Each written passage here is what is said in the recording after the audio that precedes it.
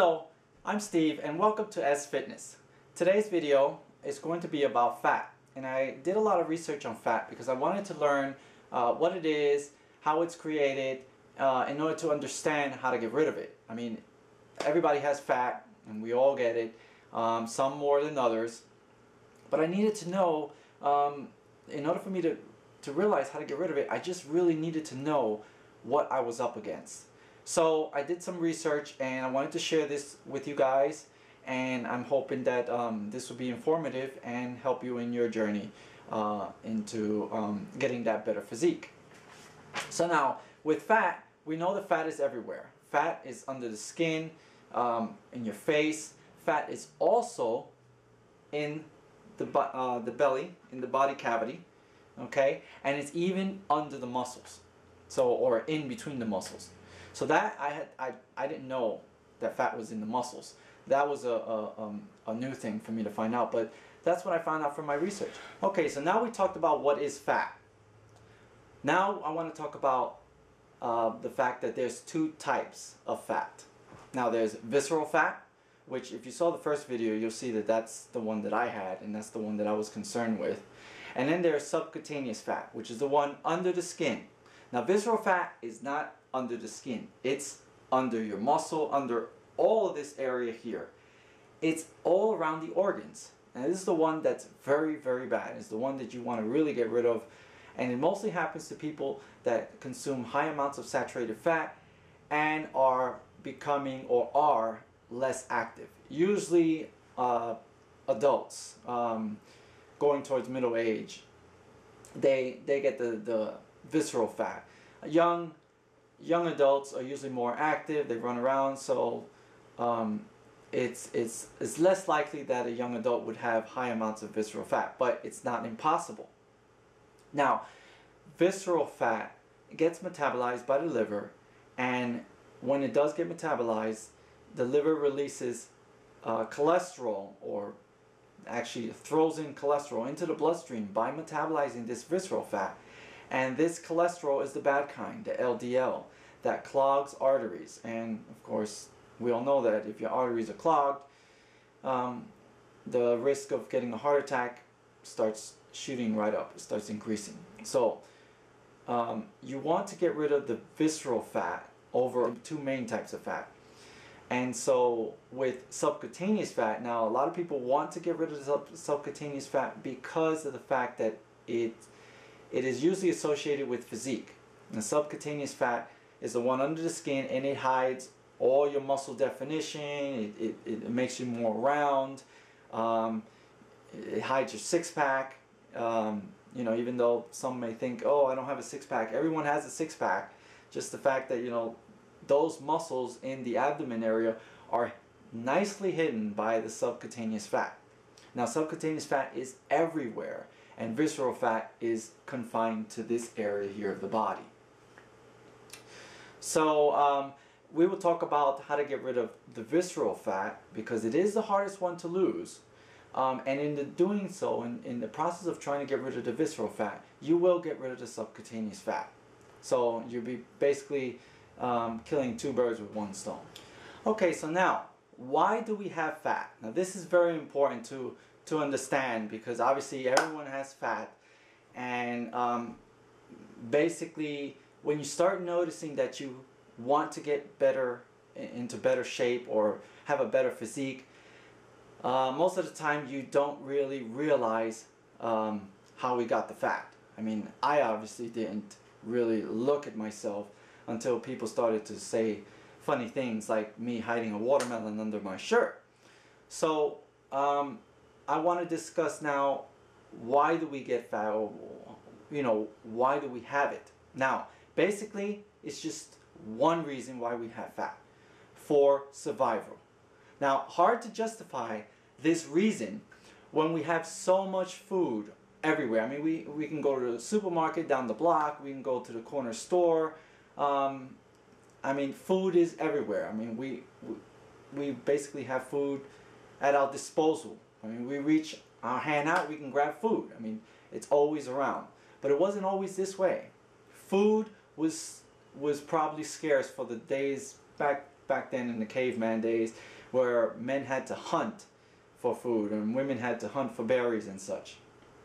So food wasn't always readily available. So if you think of it as an evolutional standpoint, our body has developed this system to store fat so that in the times of famine we can basically feed off our own fat and survive.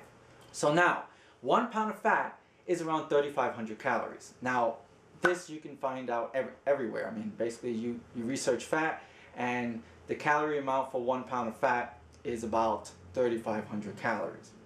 Let's suppose that we have a human body, and this human body is only capable, or has the capability of only using fat for fuel, and not even the use of proteins or carbohydrates. Obviously we know the body uses all three macronutrients as fuel, so proteins, fats, and carbohydrates. But for this example, we're going to just use fat as the primary source of fuel and only source of fuel that this particular body is capable of handling. And bear in mind, this is just an example, but this is just to put it into perspective. So we have this guy, it's a male, and he's 6 foot 1 inches tall, okay, about my height. And he weighs 150 pounds, okay? He's fairly thin. Okay, if we take the BMR, the basal metabolic rate of this person using those numbers, okay, he's a male, 150 pounds, 6 foot 1. The basal metabolic rate for this person is 1,654 calories. Okay, he does nothing. Okay, he lays down in bed. He only breathes. He doesn't open his eyes. He don't move. He don't fidget. His body would consume 1,654 calories just to survive. Now, obviously, he has to move. He's not going to lay in bed for the rest of his life. So, he gets up, he sits down, he watches TV. He's basically a couch potato. So, we use an activity calculation to try to get an idea of how many more calories he's consuming doing this activity, because obviously that's only for when he's laying in bed. So we're going to use 1.2, which is the lowest activity calculation you can use, and there's a couple activity levels, and you can look that up. You go online, Google it, activity calculators, and you'd find out all the ones. And the lowest one is 1.2. So now we take 1654, okay, and we multiply that by 1.2, okay? That's basically going to give us the amount of calories he is to consume sitting down watching TV after he gets up. And this is per 24-hour period, okay? So that's 1,900 and I wrote this down, 1,985 calories, okay? Hopefully you can see that. So basically, he's now consuming, let's just erase all this. Basically, he's now consuming a total of 1,985 calories. Now, we need one more calculation. We need to know how much body fat he has, okay? So for this example, I want to calculate, I want to suppose that this guy got locked in his room, and all he has is that TV and the bed, okay? So now he got locked in his room, he has no fridge, but he does have a bathroom, and he can drink water. So now we know water has 0 calories, okay? And we also know that to survive, the human body can only survive about 2 days or so. I forget what was the amount, but you can go without water for only a couple days before you actually can die. Okay, but with food you can actually go longer. Okay, so now he has water to drink. So obviously he's going to survive for a little while. But we also need to know how much fat his body has, so that we can see how long he would survive without any food. Okay, so let's suppose he has body fat percentage of 10%. Now again, he's a fairly thin guy, so he only has 10%. So we take 150 pounds and we multiply that with the 10%. And what we get is 15 pounds of body fat. Now remember, in this example I stated that we're going to suppose that he is going to be using the 15 pounds to survive. So what we do is we take 15 and we multiply that by 3,500 calories. Okay? And that's going to give us how many total calories he has stored on his body to survive. And this is the way the body is looking at it. Okay?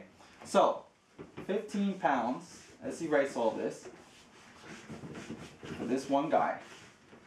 He has 15 pounds and we multiply it by 3,500 and we get 52,500 calories.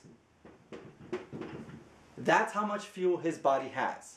Now, to figure out how long he will survive, we need to know his activity rate, which I erased there, but I have it written down. It's 1985. That's how much he needs per day to survive.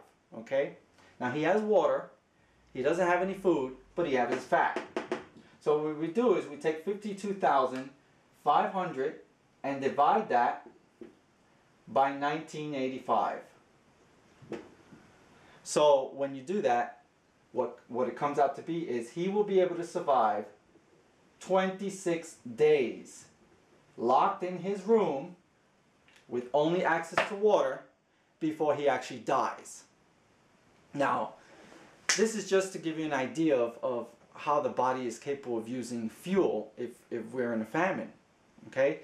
This guy would actually survive a pretty long time. So I'm sure that someone will find him before the 26 days and rescue him and give him a nice big cheeseburger sandwich, and he'll resume back to his couch potato days, but this time making sure that he doesn't get locked in his room. Okay, so now in the real world, the body doesn't really do that. It doesn't only use fat for fuel. It uses muscle, it uses carbohydrates, and then it'll start using its precious fat storage. Now, in terms of carbs and proteins, now if you compare the efficiency of fat over carbs and protein, if you do research, you'll find that carbohydrates and proteins equate to about 4 calories per gram, and fat equates to 9 calories per gram. So now, in terms of efficiency, fat is highly efficient in comparison to in comparison to proteins and carbohydrates. So naturally, the body's going to prefer to use proteins and carbs for fuel over fat. Fat is the last thing it wants to use because of its high efficiency equation. Okay, well, this video is getting a little long, so I want to stop this video right here, and I'm going to upload a second video. So let's call it part 2 to this video concerning fat. And I hope that you'll subscribe and stay tuned for part 2 and check it out. I'll be finishing up the details on my research on fat and the things I learned about it, and I hope to see you there.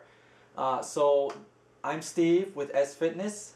I thank you very much for watching, and let's make a better body.